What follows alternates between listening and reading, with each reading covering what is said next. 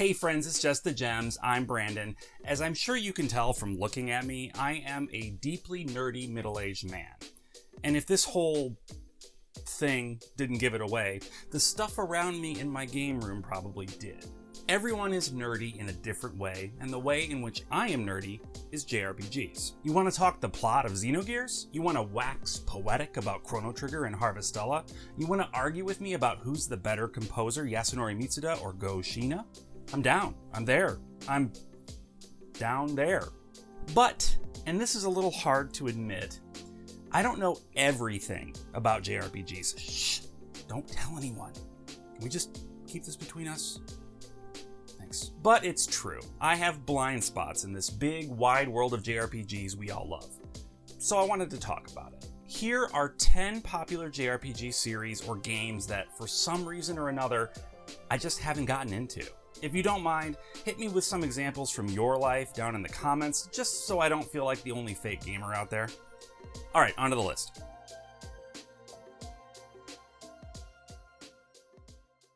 Gotta catch them all? How about don't gotta catch any of them? Yes, when it comes to one of the most popular role-playing series of all time, I am basically a newbie dum-dum. When the original Pokemon games came out for the Game Boy, I was in high school, and the Game Boy itself had largely been given into the care of my younger brother. I watched him play it a bit. I mean, as much as you could watch someone play a Game Boy game back in the day, you could barely see the screen when you were playing yourself. And even when I got my hands on it for a few minutes here and there, it just didn't click for me. I didn't see the appeal. Fast forward decades later, and I feel like the guy who went to the bathroom at the party and came out to find everyone gone. You've all moved on to a cooler party without me. But I don't know, I just don't feel like it's ever really gonna be my thing. I tend to avoid RPGs where the central mechanic is monster collecting in general, and that's not because I have some deep-seated hatred for monsters, or collecting, or catching all of a thing. I don't know what it is, to be honest. My assumption has always been that these games don't have the most enthralling stories, but I don't know where I picked up that assumption. And you know what they say about assumptions. You make a but out of you and umchins. So maybe I'm wrong there. I did play Pokemon Let's Go Eevee and it was fun, but there wasn't anything in there that really drew me into the level that I wanted to pursue playing the other games. I thought there might be a chance the newer Pokemon games could draw me in, but all the negative feedback I've heard about the Switch entries just further scared me away. If you have an impassioned argument for why I should give Pokemon a shot, I hope you'll drop it in the comments.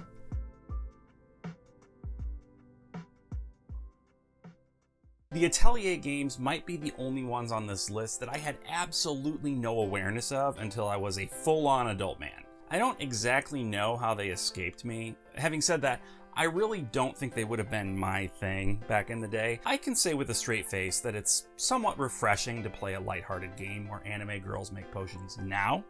But back then, would I really want to detonate my social life like that? That's a joke, I did not have a social life. No, I had a reputation to uphold, and that reputation was dorky loner who played super serious JRPGs about death. But since then, I've dabbled. Yes, I played a bit of Atelier Iris on the PS2, and I even played Atelier Rorona in its entirety. And it was fun, but for whatever reason, I just haven't gone back to the series. And that's despite owning physical copies of every single game released in North America. Well, except the DS one. Annie? I think it's Annie. Anyway, I hear almost every JRPG YouTuber I like and respect singing the praises of the Atelier games, Ryza in particular, and yet I still haven't taken the plunge, or even gone back to dip my toes in again. I think the issue for me now is maybe I'm not as far removed from the dorky loner who played super serious JRPGs about death persona as I thought I was. If I think about investing a bunch of time in a game or an entire series, part of me feels like unless the story has enormous stakes, then I'm not getting the most bang for my buck. Bang meaning enjoyment and buck meaning time in this case. I shouldn't use idioms if I have to explain them, should I? Am I wrong about the Atelier games though? Are they all really lighthearted and low stakes sorts of things, or is there an edge to some of them? I'm not saying that I'll never go back to the series if it truly is all lighthearted all the time, but I'm really curious to know if I'm mistaken and I've been missing out on some really great stories.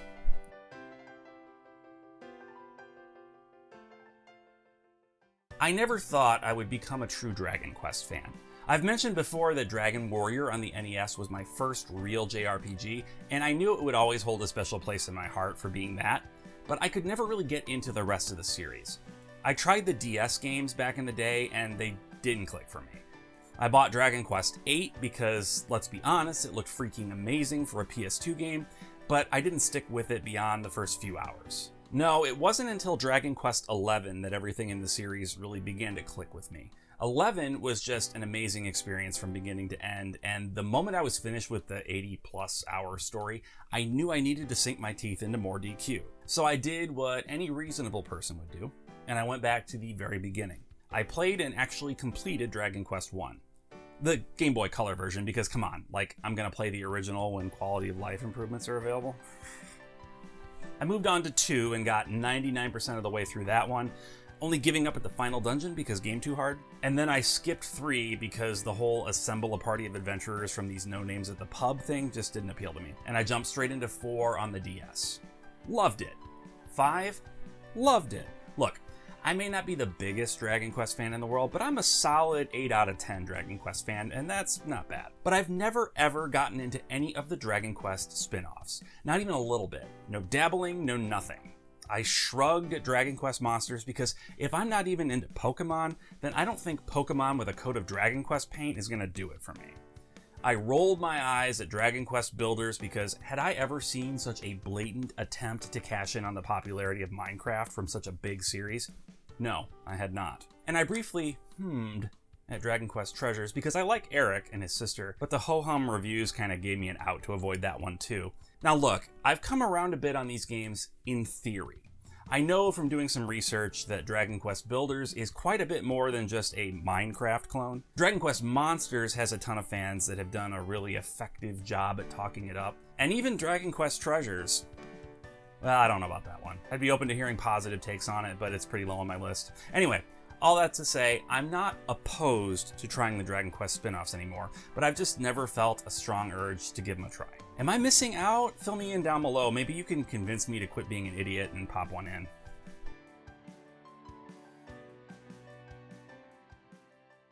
Without fail, every time I talk about DS and 3DS JRPGs that I love, I get a ton of comments from folks who are confused as to why there aren't any Etrian Odyssey games on my list. And I'll tell you what I tell all of them. I ain't never played them.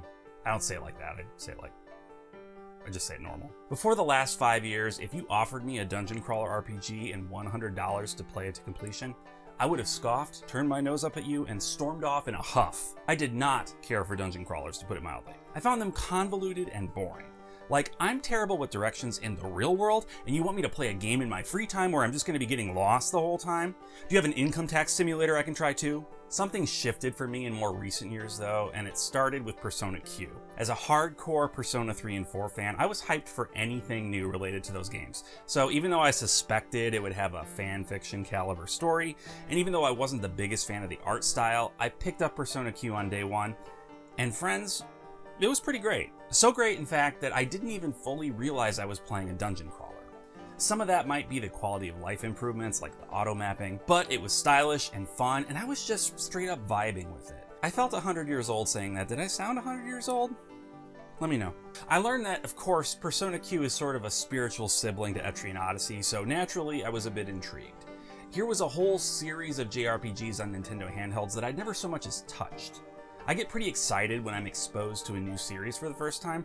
There's something cool about being into a thing and finding out there's just a whole ton of it to enjoy. But for me, that initial interest was pretty much where it stopped. I still have not played any Etrian Odyssey games. I'm collecting them, sure, but I haven't so much as considered trying one yet. I tell myself I'm waiting until I have them all in hand before I dive in, but that's nonsense. I know it, you know it. If I start and really enjoy the series, I'll find a way of getting the rest of them. It's what I do. So tell me, definitively, once and for all, should I get into these games?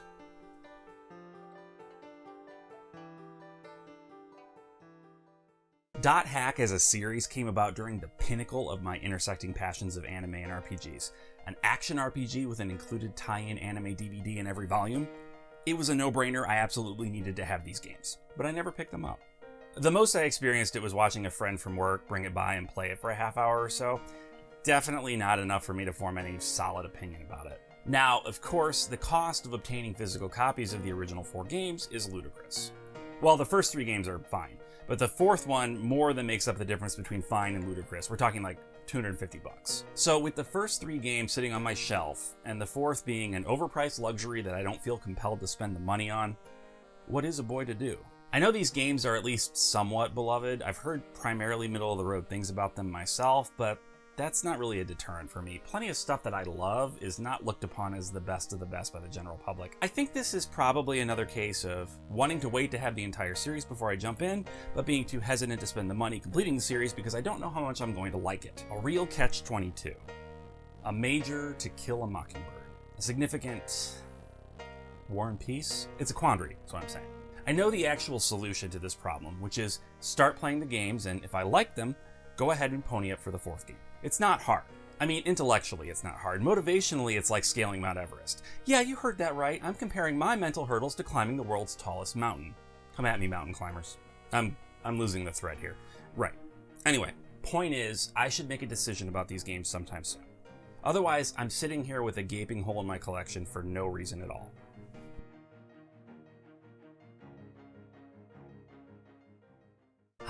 Golden Sun. Just like Etrian Odyssey gets brought up whenever I talk about DS RPGs, Golden Sun is the topic of comments whenever Game Boy Advance gets mentioned, and rightly so. I mean, this thing looks incredible. I've heard both the first 2 games are pretty equally beloved, and basically everyone agrees the 3rd one is no good.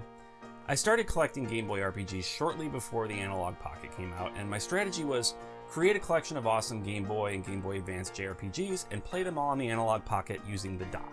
Because, like I've said before, I'm not the biggest handheld person. At least, I wasn't at the time. But I've had the Analog Pocket and dock for quite a long time. Like, since day one, I was one of the lucky first orders. But the only game I've played on it is Lufia the Legend Returns. Kind of a weird choice, even though that game is really good. As I'm talking about this, I'm starting to recognize a pattern. I seem to buy games in anticipation of playing them after some specific event happens. I'll play the Dot Hack games after I get them all. I'll play Golden Sun after I get the Analog Pocket. I'll play Pokemon after Hell freezes over. I'm kidding. I just needed a 3rd thing to say. Rule of 3s. But that trend is not good. Like, here I have these games that are, for all I can tell, excellent JRPGs, both developed by Camelot, makers of classics like Shining Force that I love. I have what is frankly the ideal way of playing them, whether I choose to use the Pocket handheld or play it on the television or both. I guess it's just a matter of prioritizing now. That's something that would be really helpful, actually. After you finish with this video, maybe you could tell me which order you think I should tackle all these series in. If you feel like doing a bunch of work for free, I guess. I can't even give you college credit, sorry. But if that's too much, and it is, then at least tell me which of these is your favorite. I can utilize the democratic method to get an idea of the general consensus. But yeah, Golden Sun. Looks cool. I should probably play it.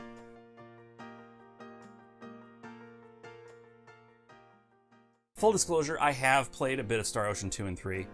Well, a bit more than a bit of the original second story, actually. I think I got almost all the way to the end, but I quit because game too hard. But I still consider this series a pretty big blind spot because A, it's a huge JRPG series from one of the biggest JRPG companies in the world, and B, it's got that mix of sci-fi and fantasy that I love.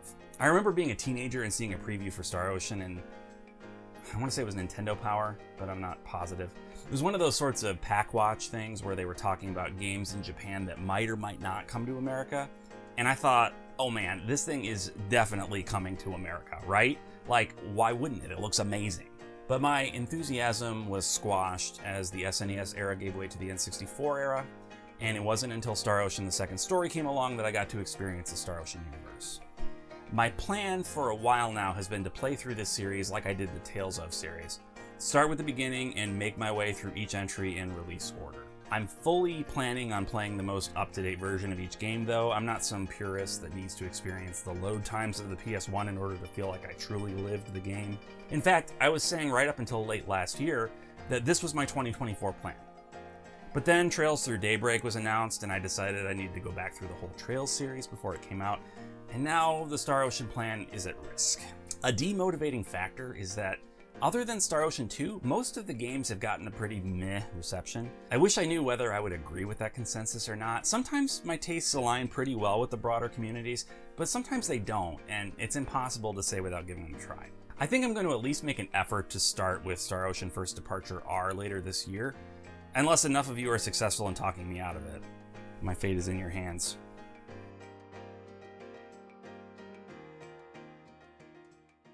Here's a weird one, yeah? I mean, anything involving Yoko Taro is weird to begin with, but this is a bizarre card-based JRPG. And not card-based in the Baten Kaitos sense, like everything is a card. It's all cards, all the way down. The map is cards, the enemies are cards, the conversations are cards. Cards, cards, cards. As resistant as I've been to playing card-based RPGs, you might think this one would not be up for consideration. Like, thanks for applying, but we're going in a different direction. But no, I played the demo for the first game, The Isle Dragon Roars, and I found it to be really charming and a lot of fun. Completely took me by surprise. I purchased it almost right away, thinking that if I supported it, maybe they'd make some more. And sure enough, they did. Actually, they made 2 more, which is 1 more than I was aware of until I started doing research for this video. There are 3 games in this series total, and I'm sure they're equally charming and fun. Now, have any of you played these? I feel like there was a bit of buzz around the first game, and then everything just went silent. Were the other 2 actually not as good as the first? Did they pump these out too quickly and everyone just got a case of card fatigue? What was it? I know that for the hardcore collecting community, the lack of a physical is going to mean these aren't getting played, but I've never been that hardcore of a collector. I'll play a digital game all dang day if that's the only way to play it. But it can't just be the lack of a physical that caused the radio silence on this series. So tell me, if you have experience with them, are they actually good? Worth diving into? And about how big of a time investment are they? I could read reviews, but I'm more interested in engaging with you all on it, so let me know your thoughts if you don't mind.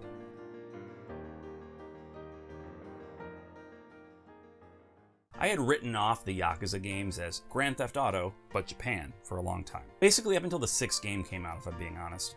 But then I was listening to a podcast and the hosts were making the argument that actually the Yakuza games were JRPGs. This was before Yakuza 7 made it like super official, so this was a pretty startling argument for me to hear.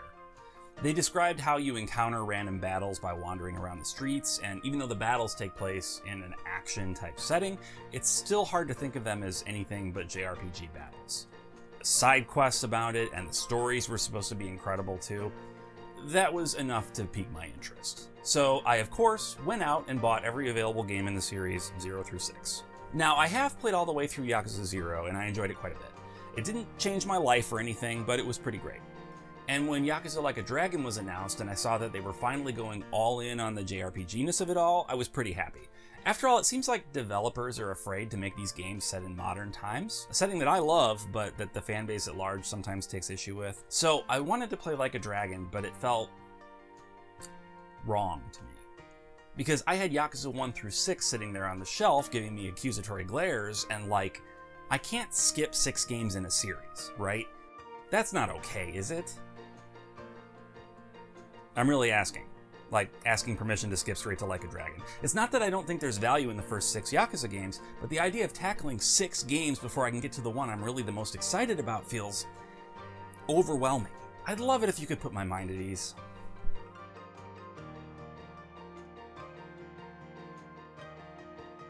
This is a big one. Oh boy.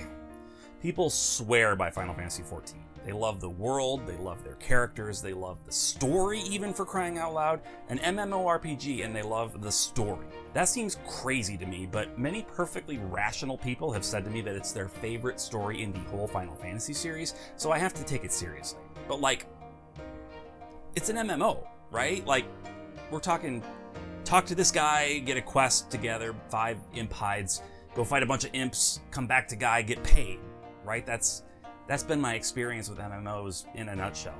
I'm just not engaged by fetch questy gameplay. I know there's gotta be more to it than that, obviously, but I've tried 2 separate times now to get started in this game, and I keep getting derailed after a couple of play sessions. I see videos of like epic looking cutscenes and awesome things happening, and then when I played, the only cutscenes I saw were pretty basic and not very interesting at all. Am I missing something? Is there like a patch that makes it super engaging? I'm not trying to be mean. I know a ton of people who love this game and I want to love it too. I just don't know. Is there some sort of hump I need to get over in order to start experiencing the story in a more profound way? Like, can you put a number of hours on the length of time it might take me to get there? If it is the case that there's a great story there and I just have to slog through, say, 15 hours of fetch quests to get there, then I might be willing to put in the time. I realize this is coming across as pretty harsh toward a game that is, by all relevant measures, just a freaking masterpiece beloved by most everyone. I'm not trying to be a contrarian. I'm legitimately asking for help. I want to love this game as much as all of you, and I know it's not your job to make me love it, but still, if you have any advice for how a dum-dum like me can get into Final Fantasy XIV, I'd love to hear it. Anyway, that's it. What do you think? Any suggestions for which of these games I should play first, or if I should play them at all? Let me know down below. I have a Patreon if you're interested in supporting the channel. We have a good time over there, so check that out if you want. And thank you as always for watching and liking and subscribing. You all are incredible. So, until next time. Bye. Burpee boy. Let's be professional. The most I experienced it was playing a friend.